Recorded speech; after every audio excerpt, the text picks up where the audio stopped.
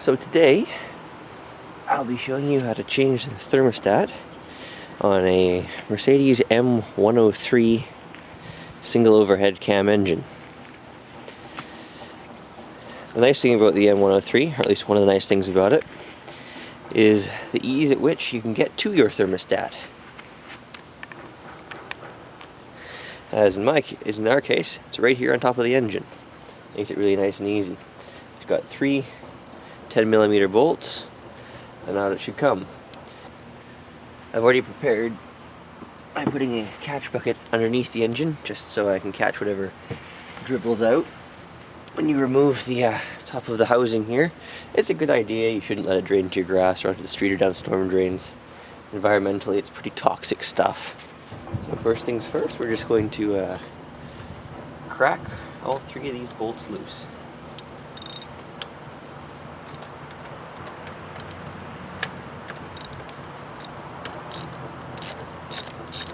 Should note that it's very important you do this when your engine's cold.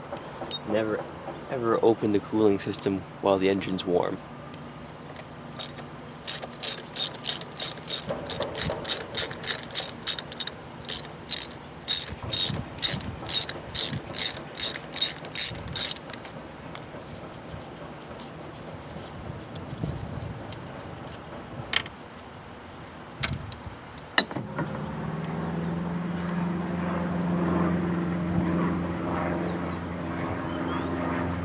It's on there good.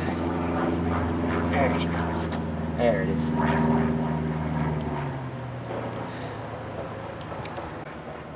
One thing I am going to do before I continue any further is these cars use a remote expansion tank, as you can see right here, and there is a lower line right here that leads to the radiator.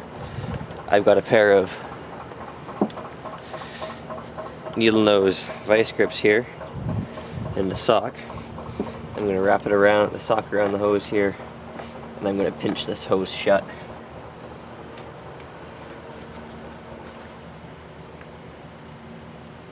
Just to limit the amount of coolant that I'm going to lose from this. Since the coolant expansion tank is above the radiator, it'll flow downhill into the radiator and up out of the open thermostat housing. Alright, so paper towel at the ready, because we're going to lose some coolant doing this. There's just simply no way around that. Like I said, make sure you catch all your used coolant so you can recycle it properly. Back in there. Alright. Lift it on out. There it is.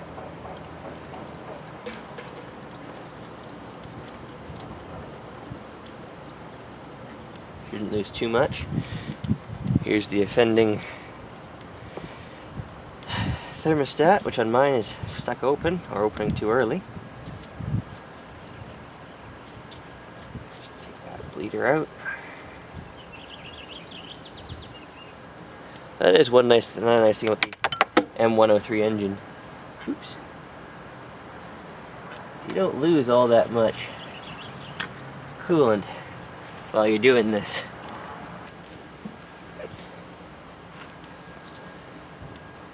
Note that there is a copper crush wire washer on your bleeder.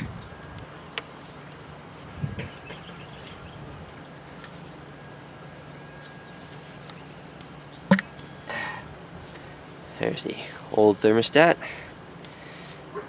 BTT. Original Mercedes part number on there.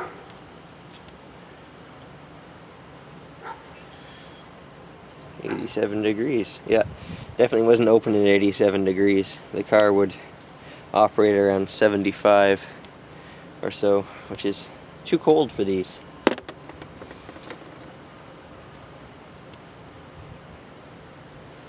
So we'll grab our new thermostat. New thermostat. As you can see, also stamped 87 degrees on the back here. Just compare the two, see what the difference between the OEM and the aftermarket is.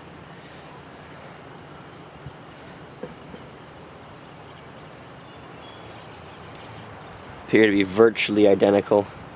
The spring on the original Mercedes one is a bit of a different shape, as is the front cross. But the replacement is made in Germany, so it should be hopefully a quality part. So, also very important, they come with a new O-ring. Make sure you use it. O-ring goes in the bottom of the housing here. This one's well past its prime. No longer even an O-ring. Squished flat. Some old rubber on here I think I'll clean up with a little bit of fine sandpaper. Make sure it's a clean sealing edge. Might do the same on the inside edge here as well.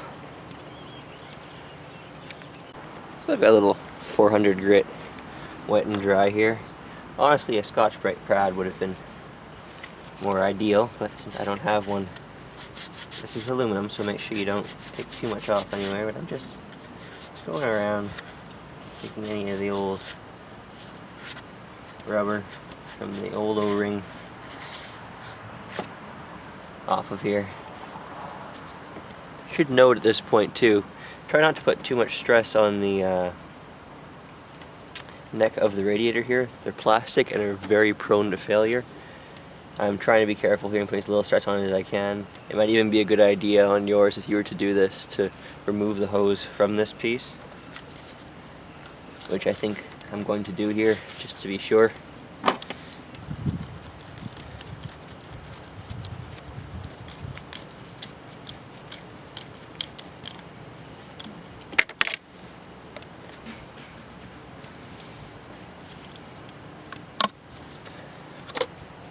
There we are.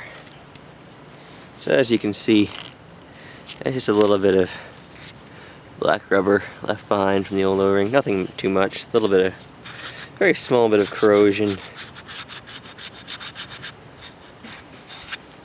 Judging by how old that O-ring is, I think this is quite possibly the original thermostat for the car.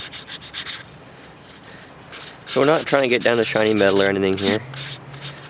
Like I said, soft alloy. Be very careful you don't take too much off. Just trying to remove any of the excess debris. It's probably good enough. Look at the one in here.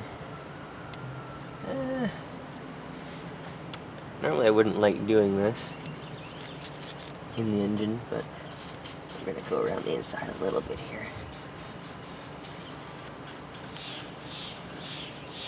This is probably overkill. More than likely you'd be fine just putting the new ring in there and calling it a day, but I'm in no rush. So why not? There we go. Happy with that. So, that's all cleaned up. Put our new thermostat in. It's very important you put these in the correct orientation. You put it in backwards and it won't fit, or in a lot of engines it will fit backwards, but it will open too late and you'll risk overheating and damaging your engine.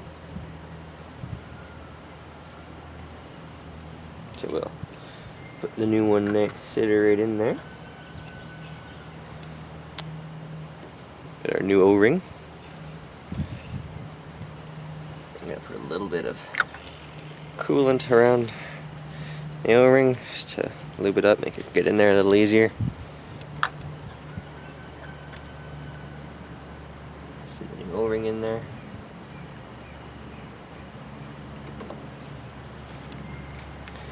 And sit the housing on top.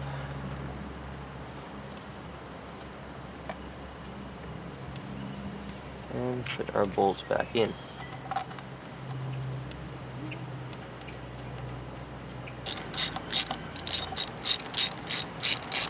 I like to tighten these down a little bit at a time, as I do with all O-ring seals. Make sure that it doesn't drop down and pinch one side first.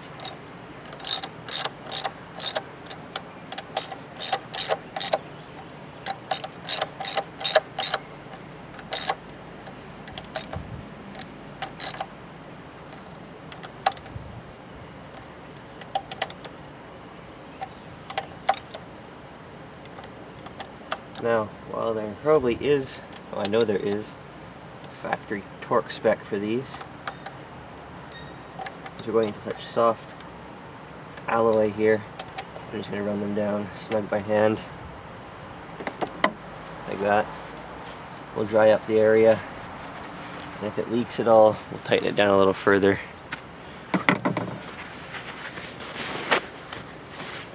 Don't want to snap any of these off. I do the same thing for oil pan bolts, transmission pan bolts, any of these smaller bolts that go into a soft alloy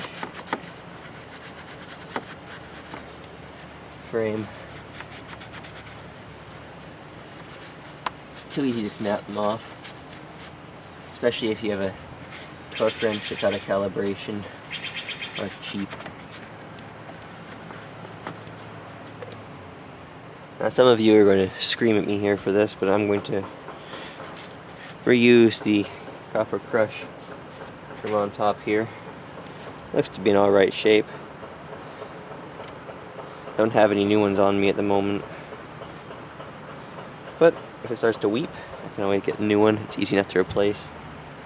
Let's put that back down on top here. Actually, I'm going to leave that out for now. Wait till I unpinch the expansion tank and let it fill back up with water, let the air bleed out here. Tighten our hose clamp back down.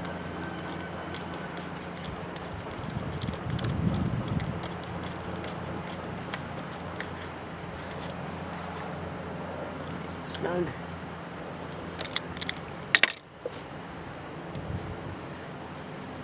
Dry up as much of the coolant as you can off of the area. Simply as it's a lot easier to spot leaks if it's dry. I'm going to take my clamp off of the expansion line now. So what I'm going to do is I'm just going to pour coolant into the expansion tank until it comes up to the level in here. Shouldn't take too much. You really don't lose too much coolant in these.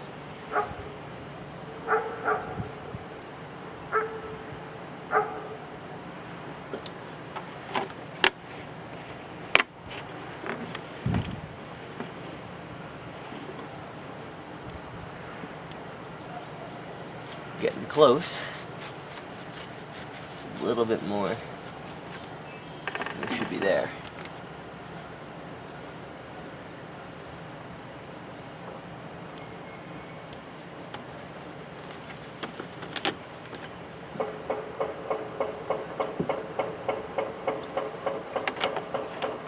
And there we are.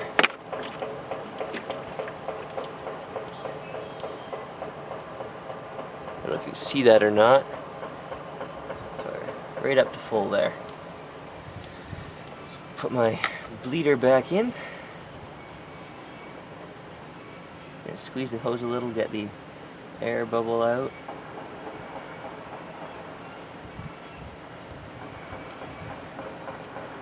We should be good.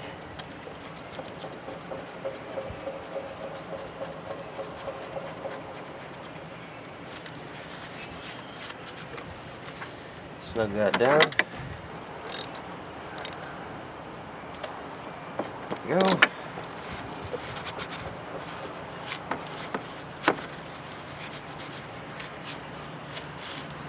Dry the whole area thoroughly, start it up, and check for leaks.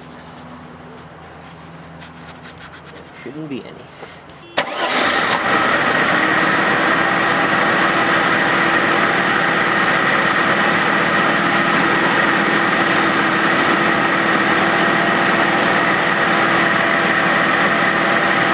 So leaks, take it for a drive.